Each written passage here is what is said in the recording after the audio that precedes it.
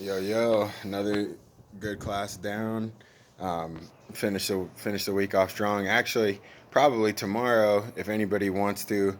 We obviously have open sparring, but I'll probably show up and work mitts with whoever wants to, and kind of hang around the gym and drill. Jordan brought that up as well for all you guys that are looking for extras. Let's just use Saturday, as that day to get this extra shit done. But it was a good day. We worked the Darce, the Anaconda. Guns ran the class. Um, Shane showed his guillotine variation. Jordan showed his. We ended up showing the Peruvian necktie and, just getting input from. And Guns was like, put it in perspective that I might not know everything, but together we can get it done and we can figure it out. And so, yeah, man. Um, Looking for a lightweight fight.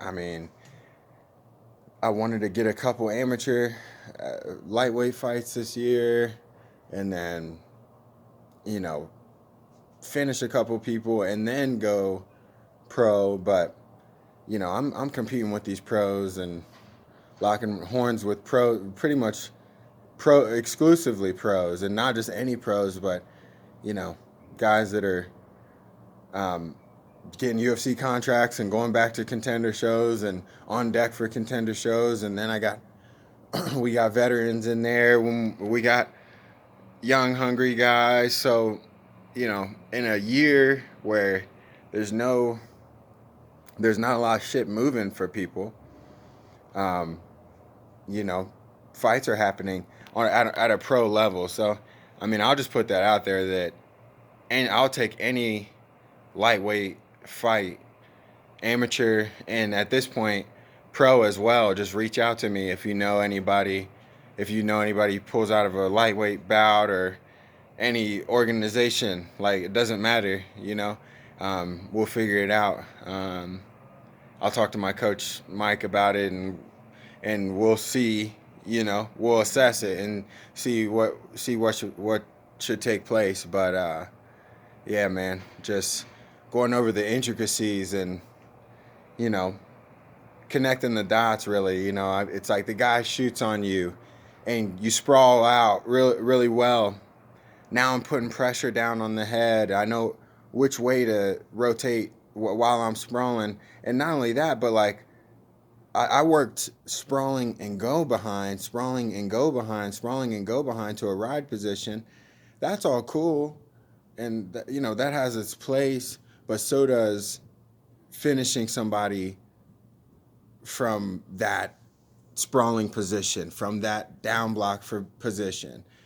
Um, you know, with a fucking anaconda. You don't have to worry about getting around them and breaking them down and doing all that. You go ahead and you can. There's an opportunity to finish it there if you know what you're doing. And everybody's got their way of doing it. Some people might sit to the hip and curl in, and some guys might belly down and but we got a good thing going. I'm just glad to be a part of it and feel blessed to even be able to fight and or just be able to even compete at all. So even though you know as far as competition goes, the shit's not really shaking for amateurs. I know I got a couple guys in the same boat as me, my buddy Will, but we're gonna figure something out. I'm just gonna keep going and keep chipping away. Not looking to obviously, in today's world, that's what we're looking for is to finish fights. And every day I show up to practice, I pick up another tool, I add it to my toolbox, right? I sharpen my old tools, and we go to work. You know what I mean? Sometimes you're the nail, sometimes you're the hammer, but you got to be able to be both. A guy might look really good coming forward when he's getting off, and he's landing his punches, and he's coming forward, and there's going to be momentum shifts just like in everything, right? You're going to need to be able to adjust. You need to be able to change on the fly and adapt, and have more than one answer, you know and then not only have the answer, and multiple ones. But when you have your fight coming up, they're recently drilled. They're recently practiced. Like, you have recently been in these positions, and your squeeze is tight. You know, you're fucking that's what we're that this is what we're dealing with here. You know what I'm saying? You get a hold of some black belts, they're not going to give you this. You know, and if they do feel like they are giving you, you know, something, I'm talking about the high level of anything, like a black belt level for anything. It could be Muay Thai, right? They're not going to give you anything, and when they do, and me and Jerry were talking about this at the end, it's gonna get gritty. This is the fight business. How is every he brought up something. He was like, how is everything I'm supposed to do, right? Like, I pass really gracefully and shit, and I fucking mount really, you know, gracefully. It looks cool, but then when I'm going for the finish, I'm supposed to make that look, you know, I'm supposed to make that look cute. He goes, if you get somebody's back and you can't finish a rear naked choke, something's wrong with you.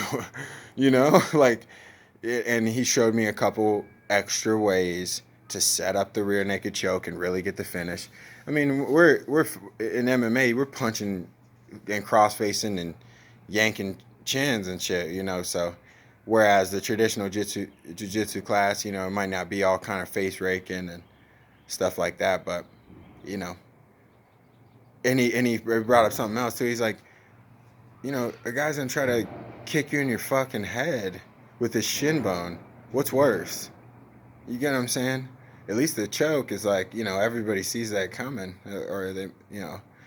It's like, but anyways, you guys be blessed. I love you. Peace.